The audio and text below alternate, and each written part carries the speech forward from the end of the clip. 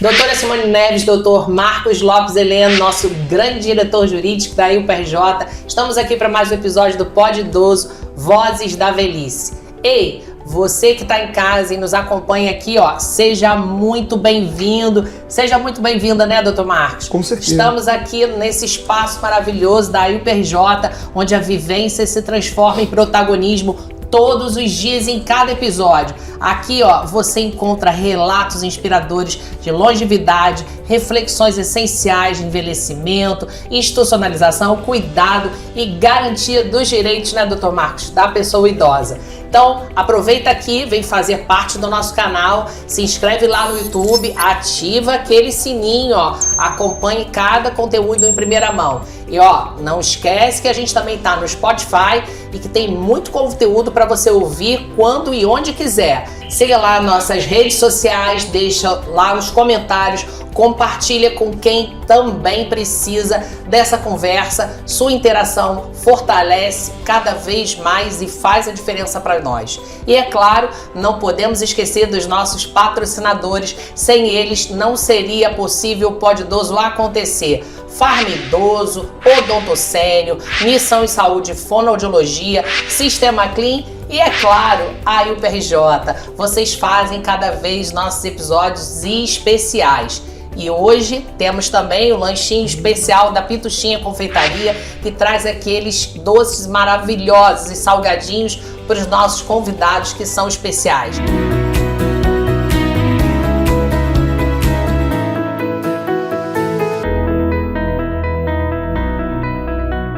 E agora vocês devem estar cheios de expectativa que nós estamos com a convidada de hoje fantástica, aqui para um bate-papo com a Cássia Gouveia, que é vice-presidente da ACIERD, Associação de Cuidadores da Pessoa Idosa, Saúde Mental com Deficiência do Estado do Rio de Janeiro. Seja muito bem-vinda, Cássia. Obrigada, doutora Simone. Bem-vinda ao espaço da UPRJ, da Pod Idoso. Obrigada pelo convite, é muito bom estar aqui contribuindo com vocês. Ah, que ótimo, que bom que a gente conseguiu agendar direitinho. Isso que eu falo agora, o que a gente sabe que está cheio de atribuições, né, vários projetos, e a Associação de Cuidadores crescendo, então a gente quer agradecer aí, né?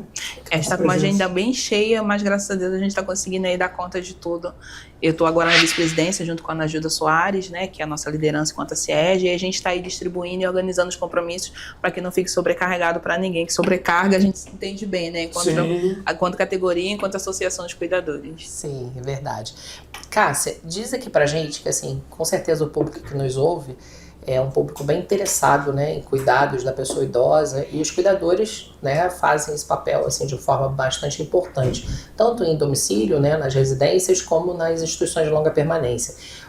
Qual a importância do cuidador sob a ótica da ACIERD, da associação? Olha, Simone, enquanto categoria, o trabalhador cuidador ele é a base do cuidado, né? A gente aí tem uma realidade enquanto envelhecimento, né? E aí a gente pensando aí, não só enquanto envelhecimento, mas pessoas com deficiências, pessoas na saúde mental, sofrimento psíquico, que são pessoas também idosas, né? Porque não é porque um corpo envelhece que ele não tem as suas demandas, as suas especificidades, os seus problemas. E a gente, enquanto trabalhador cuidador, a gente é a base desse cuidado, né? A gente é esse porta-voz, né, dessa pessoa idosa, tanto dentro da residência quanto dentro das instituições, né? A gente aí trabalhando, óbvio, um trabalho em equipe no que tange a residência, no que tange os cuidadores. Dentro das residências, a gente é um porta-voz, né? A gente, enquanto base do cuidado, a gente precisa estar alinhado com os familiares, né? A gente, enquanto trabalhador cuidador, às vezes, você é contratado para trabalhar, para auxiliar essa pessoa idosa, né? E a gente pensando aí numa pessoa idosa totalmente independente, né? Que não precise aí desse auxílio, mas aí a gente atuando na prevenção, né? Nessa pessoa idosa que aí já precisa de um cuidado mais específico, também tem que ser alinhado ao familiar, à equipe de saúde que faz o acompanhamento dessa pessoa idosa, né? Dentro das instituições de longa permanência, a gente trabalha em equipe, né? O trabalho de equipe com a equipe da instituição, com a gestão, para apoiar, para prevenir, né? Para aí contribuir que essa pessoa idosa tenha aí durante a sua vivência, né? Enquanto patologia, enquanto uma pessoa institucionalizada, que é o que a gente está trazendo aqui, essa pessoa idosa tem esse cuidado aí de forma humanizada, ética, né? Até porque, né, Cássia, assim, se a gente for pensar direitinho, né, as coisas que acontecem com a pessoa idosa, O cuidador, ele acaba sendo um amigo da família, né? Ele está Exatamente. trazendo uma proximidade tão grande da família, e a família acaba tendo um vínculo tão grande com essa pessoa também, por conta do dia a dia ali, né? De estar com uma pessoa muito importante, que é para os familiares, e sabe que aquela pessoa você pode contar que vai, como, entre aspas, proteger, né, aquela pessoa idosa de qualquer coisa hoje em dia, com tantos Sim. golpes, né, coisas acontecendo. Acaba sendo também um interlocutor, muitas vezes, né, entre a pessoa idosa e a família, né? Pega as demandas da pessoa idosa, que a pessoa idosa às vezes não sabe como passar para o familiar ou ter algum tipo de receio, o cuidador consegue passar, buscar aquela atenção que ele precisa, aquele desejo, aquela necessidade, né? Os cuidados, é importante. Esse cuidador dentro do ambiente familiar, e aí eu vou até discordar de você um pouco em relação a amigo, porque ali ele é um trabalhador e ele tem que estar muito conectado, né, com essa pessoa idosa no que tange o cuidado, Exato. né? Como eu trouxe, ele é porta-voz dessa pessoa idosa, então cabe a ele, enquanto atribuição, observar.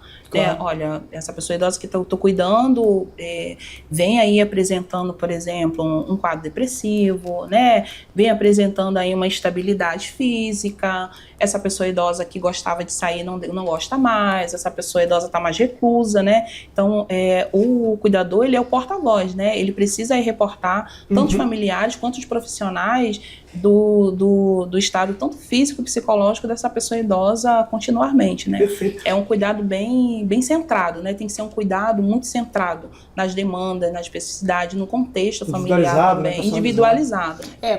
Quando eu falo sobre a questão do amigo, é porque uma pessoa que acaba tendo uma intimidade maior, sim, né? que fica mais tempo com a pessoa idosa, na maioria das vezes uma relação de confiança, isso, a gente quando cuidador, a gente fica mais tempo, né, com o idoso, às vezes do que até o próprio familiar. Sim. Ele sai de casa cedo, deixa com o cuidador, volta para dormir. E não deixa de ser, na verdade, eu utilizei esse termo amigo, mas não deixa de ser profissional, né? Claro, Profissional que está ali pro cuidado. A pessoa de confiança da família, né? Exato, a pessoa de confiança da família. E uma coisa que assim, eu sempre acho interessante colocar, né? Eu coloco isso quando a gente vai fazer as palestras e vir falar sobre isso. Ontem, no último reunião com o Ministério Público, eu coloquei isso. O cuidador, ele tem um filme. Então ele sabe o começo, o meio e fim daquilo que está acontecendo, né? Aí de repente vai um médico, ou vai um enfermeiro, ou vai, enfim, algum outro profissional da equipe multi, ele tem a foto daquele momento. Mas o cuidador sabe, ó, aconteceu isso, porque lá atrás ele já vinha dando esse sinal. Então, esse olhar atento do cuidador, que é um olhar diário, como você falou, para mim, eu concordo 100%, é a base de cuidados, é o cuidador da pessoa idosa, né? Até porque, você tem uma enfermagem 24 horas, ele vai desempenhar outras funções que não são do cuidador, né? Ele vai verificar uma ferida, vai verificar uma outra, mas o cuidador, ele está atento ali a tudo, né? Sim. Ele está ouvindo a pessoa idosa a todo momento, ele está conseguindo entender, ele consegue, às vezes, já antecipar alguma questão, como você falou, olha, ele está muito recluso, de repente está começando um processo ali de depressão, tem que ter algum cuidado nesse sentido. Então é muito importante dar voz a esse profissional. E uma questão que muito me deixa chateado, triste, mas que a gente está mudando isso aos poucos, né? Que não é reconhecida ainda como uma categoria profissional, né? Ela está presente na classificação brasileira de ocupações, certinho, com tudo que precisa ser ligado, né, ao exercício profissional, mas não tem uma lei ainda regulamentando, o que é muito ruim. Que impede vocês, por exemplo, de ter um sindicato, lutar pela categoria, participar dentro de uma convenção com igualdade, né, de armas, né, digamos assim, de colocações de pensamentos. E quanto a essa questão da regularização, o que a SERJ tem feito para poder apoiar ou motivar essa regularização da profissão? A regulamentação da profissão é uma luta, né? A gente aí que vem convivendo com várias PLs, né? E desde muito tempo, né? A gente teve em 2021 uma que a gente ficou bem na porta, achando que agora vai, né? Mas a antiga gestão presidencial, infelizmente, vetou, achando a necessidade de regulamentar essa categoria essa crescente, né? Com as demandas da pessoa idosa, da pessoa com sofrimento psíquico e com deficiência, que é crescente, né? Em vários segmentos. A gente, enquanto associação, enquanto representante da categoria, a gente faz vários movimentos, né? Os movimentos estando presentes, por exemplo, em espaços de controle social, participando de conferências, né? Organizando os fóruns dentro da associação, roda de conversa, mobilizando essa categoria para que ele se reconheça enquanto trabalhador representante, né, do cuidado, né, que ele se empodere e que ele saiba que, olha só, eu tenho tanto direito todo e qualquer outro trabalhador, né? Perfeito.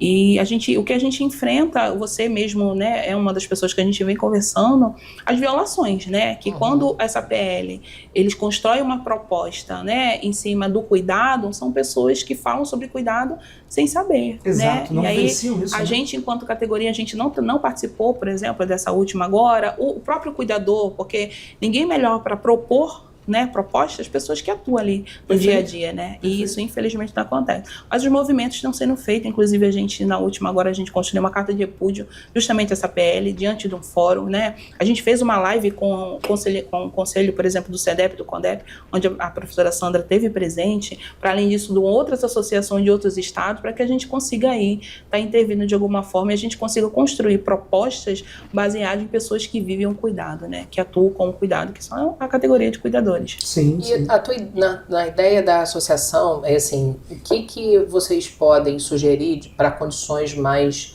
justas, né, na jornada de trabalho dessa categoria dos cuidadores? Olha, Simone, infelizmente, como o Dr. Marcos trouxe, né, sem uma regulamentação a gente não tem sindicato. O sindicato que conversa aí enquanto reajuste salarial, jornada, direito, né? É o sindicato que faz esse movimento, né? Toda profissão tem um sindicato que aí, dentro das suas necessidades, o sindicato representante vai lá. A gente, quanto regulamentação, a gente não tem esse poder, né? Mas aí a gente constrói, óbvio, junto com as instituições, com outros espaços, né? A gente, quanto associação, a gente é totalmente contra algumas violações que a gente sabe que acontecem. Não, são jornadas exaustivas, é uma coisa que a gente vem conversando, né?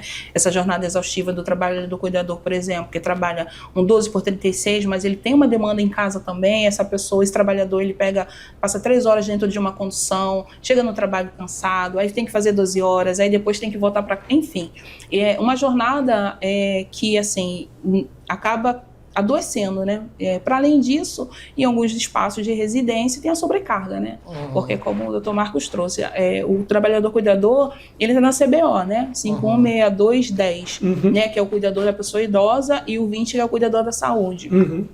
Porém, eles confundem tanto os empregadores como, às vezes, alguns trabalhadores, o que é atribuição desses profissionais, né? Então, assim, a gente sempre faz a leitura dessas atribuições dentro dos espaços que a gente ocupa, né? Lá na sala da SED, nas rodas de conversa que a gente promove, nas lives, na formação que a gente propõe. Agora a gente está com um curso para cuidadores da saúde mental. Então, assim, é uma formação que a gente achou importante, né? Porque tem muita formação para cuidadores da pessoa idosa. Esse segmento ainda que é uma coisa que são poucos falados, ainda que esses profissionais estejam inseridos na política do SUS, porque eles são trabalhadores do CAPES, então eles estão inseridos, eles fazem parte da equipe da atenção primária ali do CAPES, assim como todo mundo.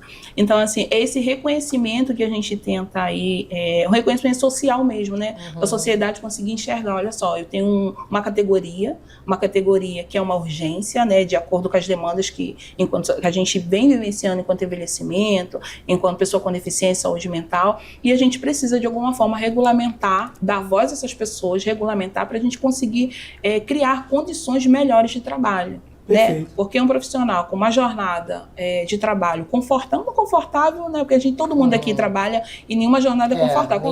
Confortável a gente ficar em casa, né? Mas a gente precisa trabalhar. Mas assim, uma jornada que a gente consiga conciliar com as nossas demandas pessoais, né? Um salário digno, né? Dentro dessa PL, por exemplo, eles mencionam o MEI. Gente, uma pessoa ser microempreendedor com R$1.600? Não, e assim, é interessante você falar isso agora, porque assim, a primeira vez que eu encontrei você aqui na ILP, né, eu pensava exatamente isso. Falei, nossa, eu quero convidar ela para um podcast, porque você tem uma fala importante, porque você foi cuidadora, né? E hoje você é assistente social, né? Então, você sabe esse caminho, né? Você vivenciou, né? Você... exatamente o que acontece no dia a dia desses profissionais. E também o que eu acho também muito importante é incentivar essas pessoas a estudarem também, né? E a entenderem que elas podem, aos poucos, né, ganhando um espaço maior, né? Um espaço de fala, de voz maior, até voltado mesmo para essa própria categoria, né? Que é o que hoje você faz, né? Como assistente social, você atua também com pessoas Na ligadas orientação da ao... política do SUS, sim. Eu e todas as meninas da Acerj, a gente vem desse espaço de cuidado, né?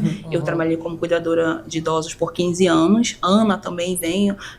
A gente vem de um trabalho doméstico que viu na formação de cuidado uma outra ponte, que durante a formação a gente viu que o nível, né, estudar era um caminho. A gente acredita muito na educação e a gente faz esse movimento da Acerj, né? Tanto que agora, depois de 13 anos de associação, a gente está com um curso que a gente, enquanto Acerj, a gente é proponente dentro de uma escola pública, um curso gratuito. Ano passado a gente conseguiu formar mais de 100 pessoas em 3 municípios diferentes, né? Bacana. E assim, e a gente vem fazendo esse movimento porque a gente, sim, a educação é transformadora, né? Exato. Tá tudo bem desses profissionais, eles estarem nesses espaços e querer ser cuidador, mas tem que, assim, saber qual é quais são as suas atribuições, né? Querer avançar, querer melhorar, querer estudar, querer se transformar, para que a gente consiga, de certa forma, estar empoderando outros profissionais também. Conhecerem os seus direitos e os seus deveres, sim, né? Sim. Que é muito importante, né? Porque hoje em dia a gente vive num mundo, eu acho que o que está mais difícil no cuidado é que cada categoria fala, não, esse é meu direito, esse é meu direito. Cada um quer defender o seu, né? Cadê os deveres, né? Nós todos temos deveres enquanto profissionais, né? Isso é muito importante, porque se a gente não tem bem claro os deveres, quem paga o preço, hoje a gente vem falando sobre a pessoa idosa. Sim. Então é a pessoa idosa que vai pagar esse preço, né? E o preço é alto, né? Quando a gente não conhece os deveres. Infelizmente, um trabalhador, e aí, né, a gente fala muito de cuidado, cuidador, se ele não está ciente das suas atribuições, né, se ele não sabe qual é o seu espaço, né, quem ele pode se reportar, com quem ele pode falar, o que ele pode propor, né, enquanto instituição. A gente falando enquanto instituição, a gente lá no curso, a gente fala muito isso. Ninguém vai chegar com o pé na porta, que não é assim que funciona, né? Mas hoje é pautado no que vocês sabem quais são os seus direitos dentro disso, dessa realidade que a gente tem enquanto realidade. Isso, né, ainda que a gente esteja dentro de uma ocupação de trabalhadores domésticos, mas a gente não é trabalhador doméstico, né? O cuidado, ele é uma coisa, ele é um trabalho muito importante, é um trabalho exaustivo, né? Todo mundo, independente de você ser um trabalhador remunerado, é o cuidador de alguém, porque você cuida do seu pai, você cuida da sua mãe, você cuida de uma madrinha, você cuida de uma tia. Sempre quando uma pessoa envelhecida, de certa forma, acaba caindo para o familiar cuidar, e a gente acaba dando esse suporte, né? Ainda que você não exerça esse cuidado ali manual, você tem que estar ali trocando, ó, como é que tá, a equipe foi, se não foi, como é que tá esse cuidador, a mãe se adaptou, não se adaptou, se né? Tem remédio, se tem remédio, se não tem, ó, se comeu, se não comeu. E se não comeu, se tá emagrecendo, e aí vem e a gente precisa estar nesse movimento enquanto, né, trabalhador, familiar, enfim. Então, esse profissional, ele precisa estar muito seguro do que são suas atribuições, e também seguro para reportar tanto ao seu empregador, né, no que tange a pessoa idosa que reside dentro de uma residência, quanto numa instituição. Olha, isso aqui não está dando, tá exaustivo, vamos conversar? Vamos, né? O que a gente pode pensar diferente? Cássia, assim, a gente, tanto quanto a associação como o podcast, a gente recebe algumas perguntas, às vezes, né, das pessoas que assistem outros episódios e têm algumas dúvidas. E é importante esse espaço aí para você esclarecer. O cuidador, o que ele faz dentro de uma residência? Ele pode... eu estou fazendo essa pergunta para você porque eu acho que o nosso ouvinte tem muito interesse em saber isso. Até porque essas dúvidas chegam na associação. Ele pode, por exemplo, pegar o jantar do idoso, levar na cozinha, lavar aquele prato e retornar. Quais são de fato essas atribuições? O que é legal e o que não seria legal? O que seria um desvio, né, dessa atribuição? Isso é importante colocar. Sim, o cuidador, dentro da atribuição enquanto código de ocupação, e aí se muito, muito bem claro, ele não é um trabalhador doméstico, também não é um técnico de enfermagem. Então ele não vai fazer ali os serviços domésticos excessivos. O que a gente chama de excessivo? Não vai fazer uma faxina, não vai dar o banho no cachorro da família, né? Não vai preparar jantar para o familiar, para o filho. O cuidado tem que ser total centrado na pessoa idosa, né? Ele que auxilia aí nas atividades de vida diárias, né? Tanto nas atividades na AVD como na IVD, né? Focar total cuidado com a pessoa idosa, no sentido de o meu cuidado, por exemplo, o meu idoso, ele não gosta de jantar fora, né? Porque assim, a gente pensando numa pessoa que tem uma condição financeira bem bacana, né? Olha, eu enquanto cuidador, eu vou preparar lá vou preparar a comida mais simples, por exemplo, uma salada, vou preparar o arroz, vou preparar o frango grelhado, a salada de fruta, eu vou cuidar do café da manhã dessa pessoa idosa, eu vou cuidar do almoço, eu vou cuidar do jantar. Mas, óbvio, se a gente fala almoço e jantar, não é uma feijoada, né? Exato. Você tá pensando aí numa salada, não é fazer um banquete para a família toda, né? Num café, numa fruta, Exato. né? E tá aí, óbvio. Coisas mais rápidas. Coisas rápidas, coisas leves. Manter o ambiente daquele idoso organizado, higienizado. Eu dei banho no meu idoso, eu vou secar o meu banheiro, eu vou secar o banheiro, né? Porque esse idoso ele vai voltar ao banheiro, ele pode cair se deixar molhado. Óbvio que tem vários espaços, né? Tem pessoas que têm. Eu, por exemplo, como trabalhei como cuidadora, eu já trabalhei com pessoas que têm um poder aquisitivo muito bacana. Então, assim, olha, eu quero que você fique só com essa pessoa idosa, esquece tudo. Deu banho, me chama, né? Me chama quando ele toma café, eu quero que você fique aqui sentado com ele, assim, garantindo que ele faça a refeição, que ele tome o banho direito, que ele vá tomar sol, que ele vá à igreja, que ele vá passear, que ele vá né? Mas tem algumas situações que essa pessoa não tem um poder aquisitivo tão confortável, olha, vai ser você e a pessoa idosa. E a gente vai ali manter aquele ambiente da pessoa idosa limpo, higienizado, organizado, do que é uma atribuição nossa enquanto trabalhador cuidador. Até porque, para tirar as dúvidas mesmo, assim, a gente recebe muito, a pessoa tá com a minha mãe, e aí eu quero que ela vá lá na farmácia, compre essa lista, ou passe na padaria, vá no supermercado e retorne, né? Isso seria uma atribuição do cuidador?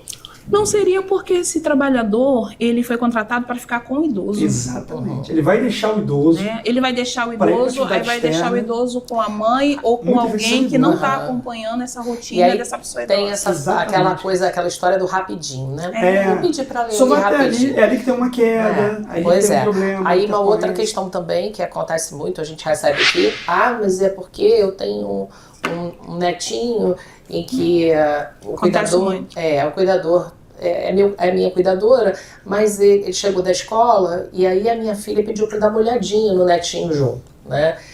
Isso acontece bastante, né? Isso é um desvio também, né? Desvio de função, né? Exato. Sobrecarga de trabalho, desvio de função. O cuidador que atua nas residências familiares, ele é muito confundido com o trabalhador doméstico, né? Em algumas situações, esse profissional, dependendo até da sua formação, da onde ele realizou esse curso, isso não é passado para ele, né? Exato. Ele desconhece. Aquele discurso do cuidar por amor. Você trabalha com o idoso porque você ama. Não, gente, a gente trabalha porque a gente precisa. Sim. Né? A gente não trabalha por amor porque amor não paga conta. A gente trabalha com amor, né? Eu, Cássia, eu falo muito para os meus alunos e para as pessoas com quem eu atuo. Eu só sei falar de velhice e cuidado. Né? Não sei falar de outra coisa, porque eu venho de uma trajetória de cuidado, né? Eu fui estagiária lá do núcleo de envelhecimento, eu tô aí nesse espaço, né? Então, assim, tudo que é voltado para a política da pessoa idosa, que é cuidado, o que é atribuição desses profissionais, são coisas que a gente, enquanto associação, e eu, enquanto profissional, tento me apossar diariamente, né? Então, assim, quando eu passo para os meus alunos, a primeira coisa que a gente leva é o código de ocupação. Olha só, isso aqui é atribuição. É o básico, né? A gente não tem regulamentação. A gente não tem regulamentação. Algumas entram em contato com a gente, gente, pode me mandar uma escala de valor? Eu falei, gente, a gente não tem regulamentação, né? Isso é uma coisa que é acordada entre você e o seu empregador. Não tem um piso, né? Não tem piso, então não tem piso, não tem, né? Claro que essa pessoa não vai ganhar menos com o salário mínimo. Isso, mas infelizmente tem espaços que, né? Você sabe que, enfim. Mas assim, é muito acordado, né? Ainda dentro da realidade, da falta da regulamentação, tudo é muito acordado ainda, né?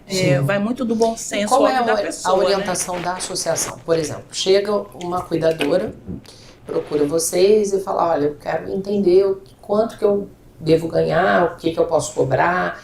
Vocês dão alguma sugestão? Vocês Isso, a gente orienta de acordo com as demandas que elas mesmas trazem, né? Elas compartilham entre elas. Olha, eu tô com um idoso que tem tal grau de dependência, o valor é X.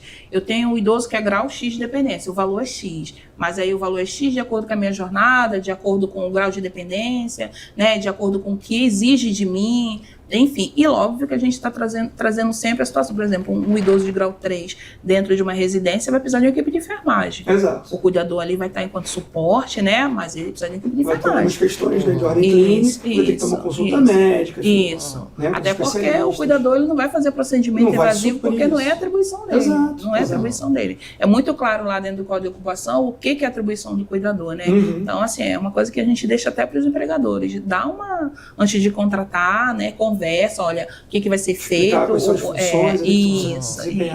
E assim, Cássia, a gente está vivendo um cenário, né, que a população brasileira está envelhecendo muito rápido, né? Em anos, o que a Europa demorou décadas, os outros países demorou centenas de anos. A gente não está preparado para esse processo de envelhecimento tão abrupto, né? Por outro lado, as famílias estão tendo menos filhos. Sim. Né? Então, assim, quem vai cuidar no futuro dessa pessoa hoje? E aí, claro que nasce a necessidade de contratar o cuidador. Sim. E o que eu tenho percebido às vezes é que nesse desespero, porque acham que o cuidador é qualquer pessoa que está cuidando de alguém. E não é por aí. A gente sabe que tem que ter um curso, tem uma qualificação, né? Embora não seja reconhecido como profissão, a gente sabe que é um profissional. Uma coisa não... Uma das maiores categorias. Exato. Uma coisa não exclui a outra, né? É mais que a enfermagem. E assim, como você pode orientar um familiar na hora de contratar um cuidador? O que ele deve buscar? Porque eu tenho visto muito assim, é essa doméstica que está cuidando desse idoso. Mas aí manuseia errado, cai no chão, tem uma lesão, às vezes não faz uma troca de decúbito, cria uma Ou lesão até por pressão. mesmo, importante que o Dr. Marcos passou, porque assim, a gente percebe muito que as pessoas confundem as coisas. Elas acham que o cuidador e o empregado doméstico é a mesma coisa. E não é. Né? E muitas vezes fala, não, mas eu tenho uma assistente. Assim que era cozinheira que quando virou você vai cuidadora. ver, não Pois tem é. uma qualificação. E aí entendeu? a pessoa engasga. Exato, não sabe uma manobra. Não sabe primeiro posicionar para sentar, para comer e tal. Que é uma coisa básica, a gente não está falando de questão de enfermagem, a gente está falando, por exemplo, hidratação.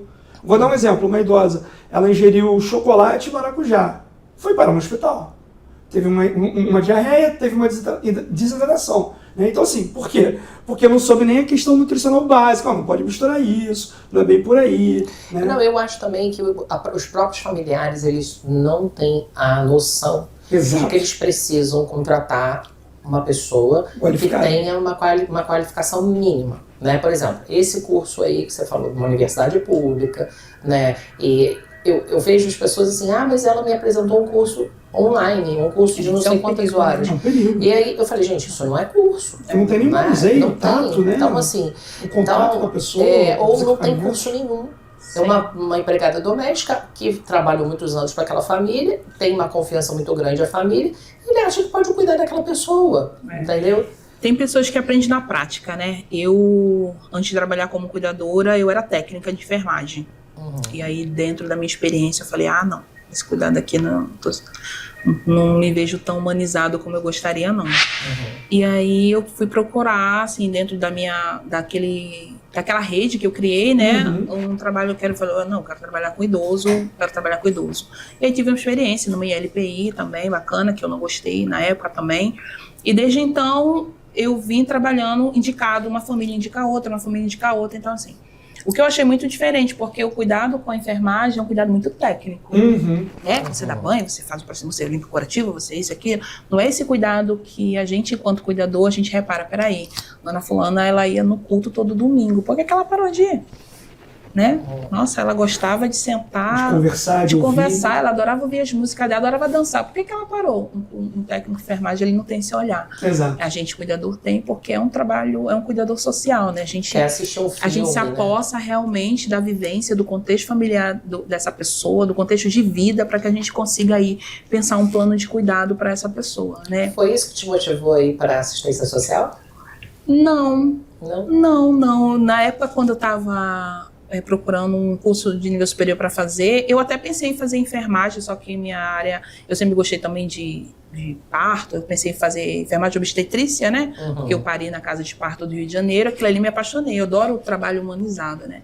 Mas aí depois acaba que com o trabalho com a pessoa idosa, foi me levando para outro campo, pensei em CTO também, eu falei, vou CTO. E aí enfim, a minha amiga falou, vou fazer serviço social. Eu falei, o que é? Eu fui procurar, eu falei, aqui que eu tô então. E, enfim, me apaixonei. E aí, então, voltando ao trabalho de cuidado, quando eu era técnica, eu não me via naquele espaço, né? Eu falei, não quero não. Eu quero ser cuidadora. E eu fiz um curso de cuidador, né, mesmo tendo técnico, mesmo sendo contratada como cuidadora, porque eu tinha um técnico, porque muitos empregadores fazem isso, né, achando, não, eu vou ter um cuidado melhor porque ela é técnica, ela é mais especializada. Pelo contrário. Esse profissional ele não conversa com idoso, esse profissional não cria vínculo com idoso, esse profissional, enfim. E eu fiz um curso de cuidador. E eu me apaixonei, eu falei, não, eu quero ser cuidadora, eu vou atuar como cuidadora, e eu atuava como cuidadora. E aí, trabalhando, fiquei numa família, para vocês terem ideia, quase 8 anos, numa mesma família. Só que eu fazia esse rodízio, né? Eu cuidava da mãe, que cuidava da avó, que cuidava da madrinha, e enfim, fazia esse rodízio, enfim. Depois, pior que essa fala dela é perfeita. As pessoas acham a gente fica dentro de o cuidador, né? Eu chamo de esse cuidador preparado, né? Esse negócio de vocação, porque esse negócio de botar a gente quanto mulher para ter vocação para isso é uma falácia, né? Não, eu falo no sentido de você gostar do que você faz, né? E o cuidado sempre foi uma coisa que eu gostava de fazer. E então, dentro desse contexto, eu conheci outros profissionais, né? E aí, quando a Ana Gilda, que é a liderança da CIERJ, a gente foi colega de faculdade, a Ana já trabalhava já como cuidadora, já era presidente, já foi secretária, presidente, vice-presidente, porque a CIERJ tem mais de 13 anos de atuação. E no curso lá, que eu estava lá, de monitora na UERJ, para o curso de cuidador, porque eu fui estagiária, fui monitora e volto hoje como professora. Legal. A Ana falou, não, eu acho que é você que eu quero lá para estar contribuindo com a associação. Eu falei, então vamos lá. E aí eu estou aqui até hoje. E assim, eu gosto muito do que eu faço, a gente gosta muito de ser uma representante, né? A gente sempre conta nossas histórias para as nossas alunas, para os trabalhadores cuidadores. Você trouxe, como é que a família entra em contato com a associação para saber como que faz para contratar um cuidador, né? A gente também, enquanto associação, a gente dá supervisão, né, para esses trabalhadores, tanto para famílias quanto para os cuidadores. Inclusive, vocês têm uma associação, a gente tem um projeto de roda de conversa para as associações, né, para as ILPIs, trazendo uma pauta de cuidado aí mais atualizado, né, para que esse trabalhador cuidador, ele se sinta cuidado também, tanto pelo espaço, né, quanto pela associação, e que empodere ele enquanto trabalho, né? Olha só, o seu trabalho é de mega importância.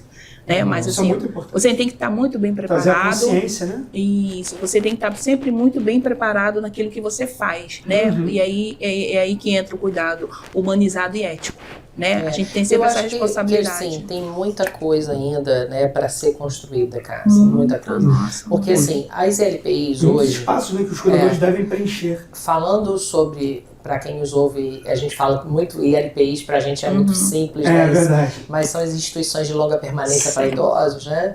Ou as casas de repouso, né? Ou o centro residencial geriátrico. Que acolhe as pessoas idosas. Que acolhe as pessoas idosas. A gente tem muitos cuidadores, né? Tem, infelizmente, assim, tem instituições que não cumprem a lei. Hoje, no Rio de Janeiro, é a Lei 8049, que reina, né? Sim. E a gente precisa não ter somente cuidadores, e sim técnicos de enfermagem, né?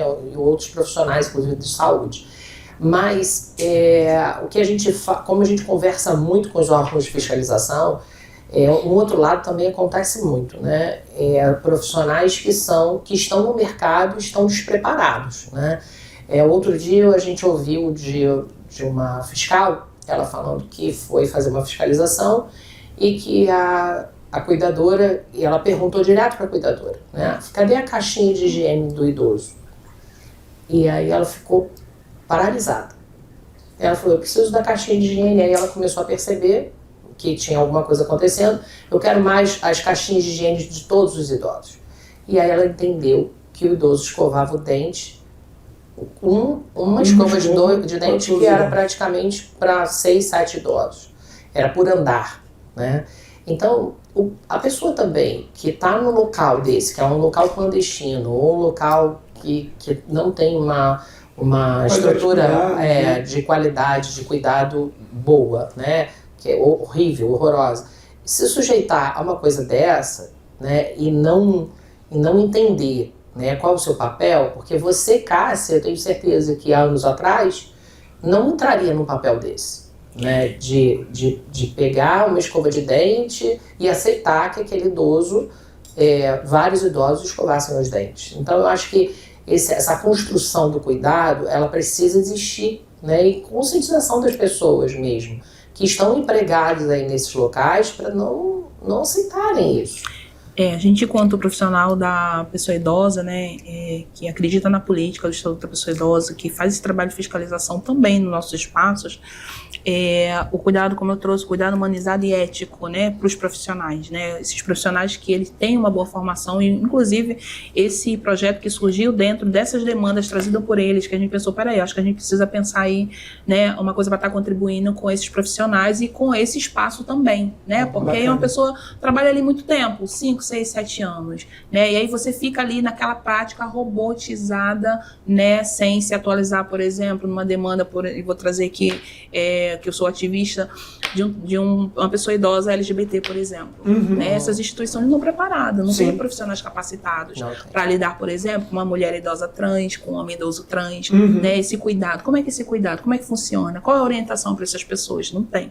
Né? Então, assim, a gente precisa pensar na pessoa idosa, na velhice, enquanto pluralidade. E esse trabalhador cuidador, ele precisa acompanhar essa pluralidade também.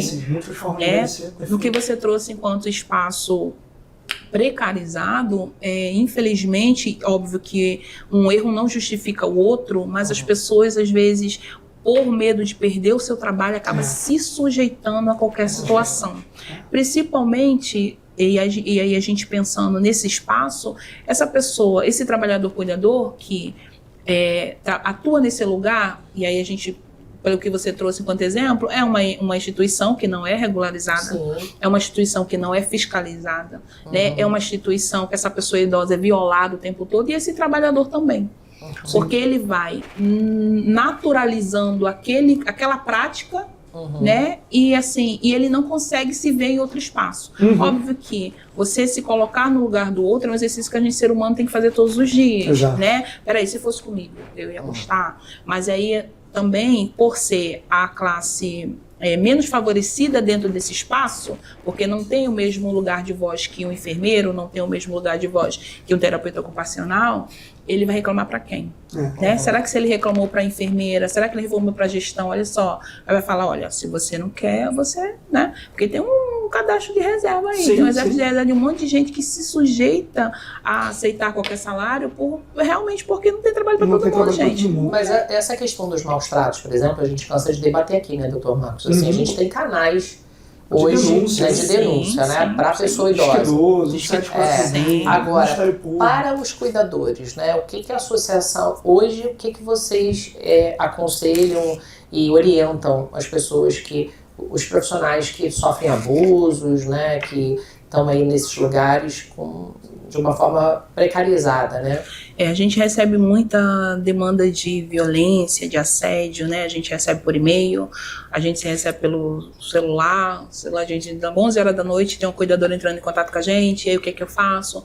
Bom, primeiro a gente senta e conversa, né? A gente também tem um grupo de auxílio jurídico dentro da associação, né? Que aí nos orienta em relação a isso. A gente escuta, fala, olha, doutor X, doutora X, a gente tá com uma cuidadora nessa situação, e ela aí vai dando todas as orientações. Em casos muito severos, a gente, óbvio, constrói ali um ofício, né? Convida o Ministério Público para os espaços que a gente promove enquanto fórum. Agora a gente teve, dia 20 de março, um fórum justamente para a gente estar debatendo alguma dessas violações. A gente teve lá a presença da doutora Branquinho, que né, incrível isso. A gente teve lá defensoria e outras representações de categoria em sindicato, para a gente estar aí pensando como que a gente pode construir e amenizar essas situações, né? Mas óbvio que a gente também tem aí essa pedra, né?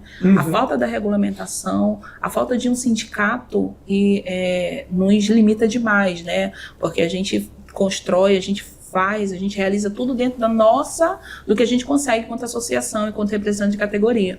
Né? Mas a gente precisa do apoio, principalmente da categoria, né? Que eles se reconheçam como trabalhadores cuidadores. Olha, eu tenho uma associação que me representa, o que eu posso construir junto com ela, né? E óbvio, do respaldo dessas outras instituições, né? Desses órgãos públicos, que é o que justamente o que não dá segurança para que a gente consiga continuar denunciando, construindo e tendo respostas também. E assim, Cássia, nesse sentido, o familiar, como eu falei, né, ele quer contratar um cuidador.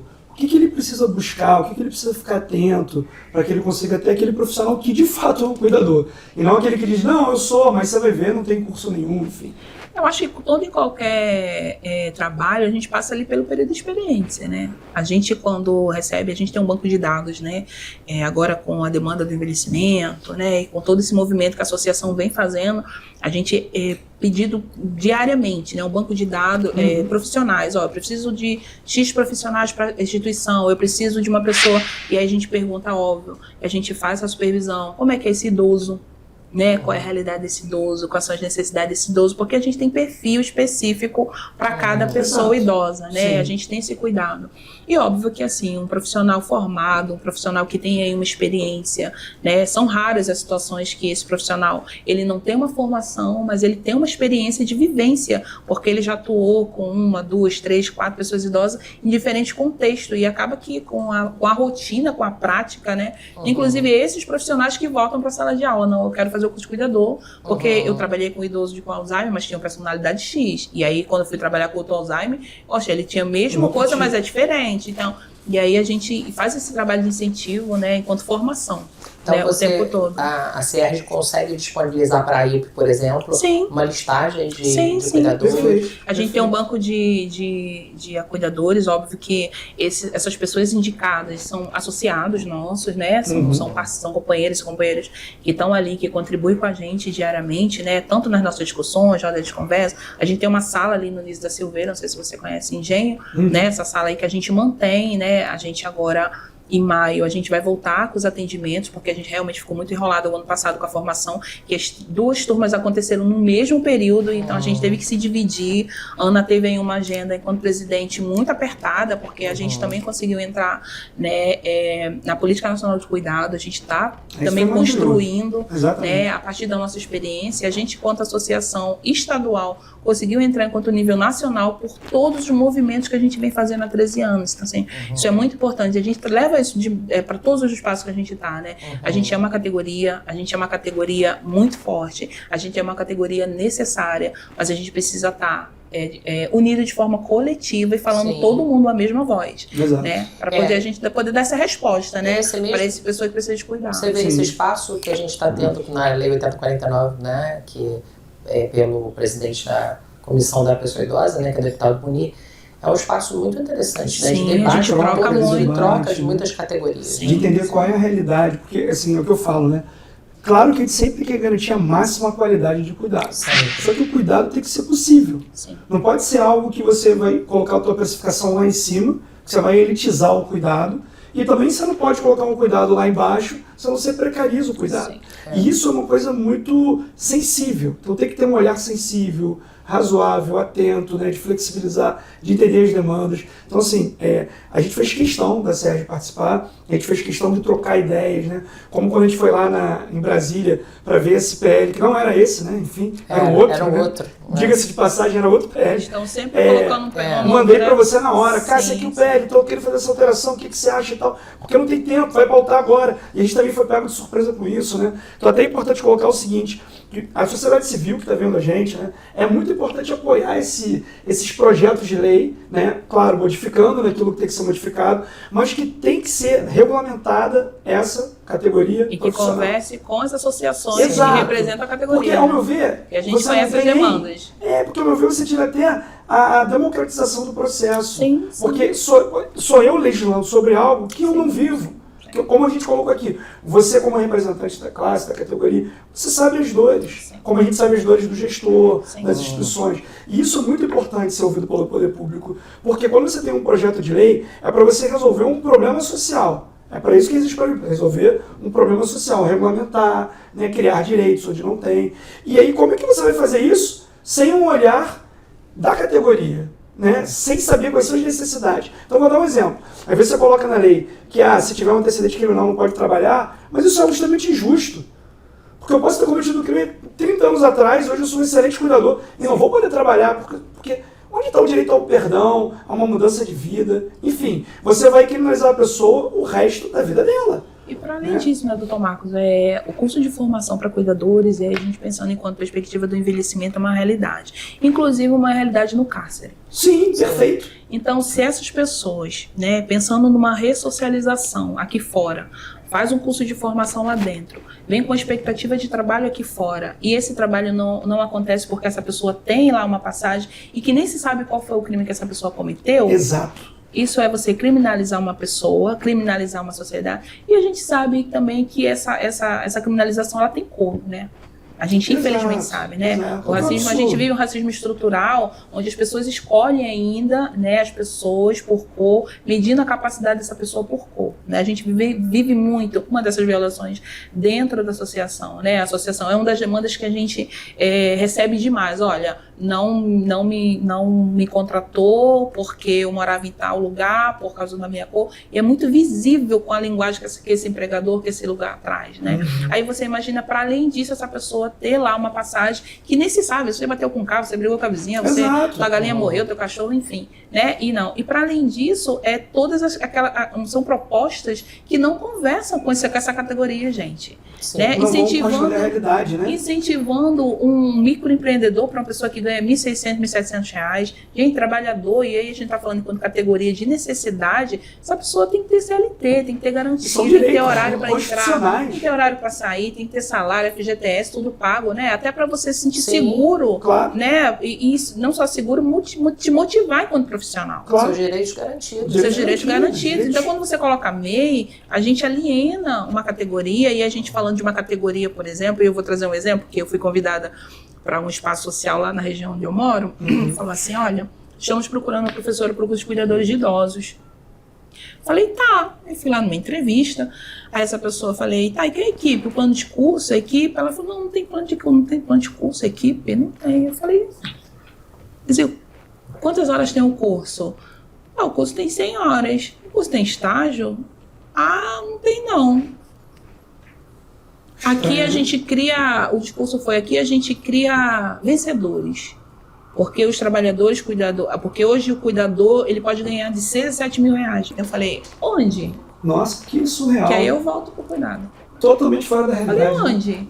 Olha o que eles vendem, né? Aí, assim, é uma formação que não tem preparo. Frustra essas pessoas vendem esse discurso, né? Frustra, porque quando você forma e vem para cá para a realidade, enquanto empregador, com a necessidade de envelhecimento, né, de uma pessoa com deficiência e todas as outras, você olha e fala, não, cadê a sua experiência, né? Onde você atuou, o que você quer, qual a sua recomendação? Porque a gente lá na associação já sabe isso, olha, eu quero um cuidador com esse perfil, a gente, opa, eu tenho fulano que é o que vai realmente aí, né, dentro do que você está precisando enquanto realidade. Então, assim, o perigo dessas formações, né, sem ter um respaldo e a fiscalização para esses espaços. Então, a regulamentação também é para isso, para a gente fiscalizar como essas formações estão acontecendo, quem são esses profissionais que estão sendo formados. Vai ser um diferencial. Um diferencial. Isso é muito importante, que a gente está falando de risco, integridade psicobiofísica de pessoas que estão nas mãos de um cuidador que muitas vezes fez um curso que não é um curso adequado. Que não tem preparo. Foi vendido para ele uma outra coisa. Então não tem qualificação, infelizmente. Eu sei que está chegando no final, mas assim, acho que não tem como a gente deixar de colocar isso, que até na hora do familiar contratar o cuidador, ele verificar se fez um curso, né? E ficar muito atento nesse período de experiência. A gente, inclusive, no podcast vai disponibilizar o contato lá, o arroba de vocês lá, né? A gente tem o Instagram, pode entrar em contato com a gente, conversar. São cuidadores, entre aspas, certificados, que fazem parte da associação. Até os cuidadores que hoje estão atuando para se profissionalizarem, né, de alguma forma, de uma forma melhor, né? Sim, as coisas mudam, as técnicas mudam. A gente chama muito de educação permanente. Exato. A gente fala que a gente, quando profissional, por exemplo, quando profissional de assistência social, estou sempre ali me reciclando. Né? Tem uma livezinha de algum profissional novo e falou, isso aqui não foi dado 2 anos atrás. E a gente faz isso com a nossa categoria, né? Com os trabalhadores. A gente tem sempre motivando de alguma forma, saiu a PL, vamos sentar, vamos conversar? Olha, isso aqui não, isso aqui sim, isso aqui não, isso aqui poderia ser uma proposta nossa, não é, por quê? E a gente está fazendo o quê enquanto movimento disso, né? A gente traz isso porque, assim, para que eles se reconheçam enquanto indivíduos, trabalhadores com garantias de direito, né? Pessoas que têm o direito à formação, né? E a formação você trouxe mais cedo. deve ser garantida pelo Estado, né? A gente tem uma política de cuidado, a gente está tendo umas formações ainda, agora por alguns projetos que a gente vem acompanhando, né? Está tendo alguns espaços que está tendo uma formação bacana, em lugares bacanas, e a gente precisa continuar fomentando, né? Porque a gente tem uma demanda muito Cada grande. vez mais, e reprimida, uma demanda reprimida. É uma demanda muito grande. Eu falei, quem vai cuidar da gente no futuro? E esses profissionais, eu fiz um curso há 10 anos atrás, vamos fazer de novo? Sim. Pra gente se atualizar, pra gente ver o que está acontecendo. Para além disso, a gente, enquanto associação representativa aqui no estado do Rio de Janeiro, a gente se coloca sempre à disposição para a gente estar conversando, falando como, né, essa categoria pode estar se aproximando da gente, enquanto associados a gente consiga estar enviando para o mercado de trabalho também, porque aí a gente tem, enquanto associação, né, olha, vem de uma associação que é regularizada no sentido de ter líderes que vieram desse espaço, que conversam com esse espaço, que sabem a realidade, tem voz, e que a gente trabalha aí na orientação também constantemente desses profissionais. Sim. Bacana. Cássia, é uma pena a gente estar finalizando, né? A gente sempre fica... A gente brinca que é muito bom, mas é muito rápido. A gente acaba conversando e a coisa não... Até tem muita coisa para perguntar, a gente acaba não perguntando. Mas, de qualquer forma, assim, eu queria que você deixasse uma mensagem para os cuidadores e para as famílias, né, que precisam dos cuidadores.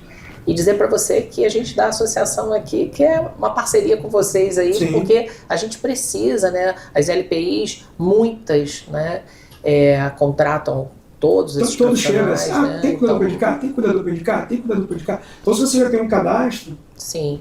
Bacana. Bom, primeiro agradecer a vocês, né, pelo espaço, é muito bom a gente poder falar da associação, a gente poder falar dessa categoria que é a base do cuidado e que ainda é invisibilizado, né, por mais que todos os movimentos em prol da política do cuidado, né, a gente falando enquanto demanda de envelhecimento, a gente falando enquanto demanda de pessoas com deficiência, a gente falando aí enquanto de pessoas com transtorno psíquico, né, a gente, enquanto associação, a gente está...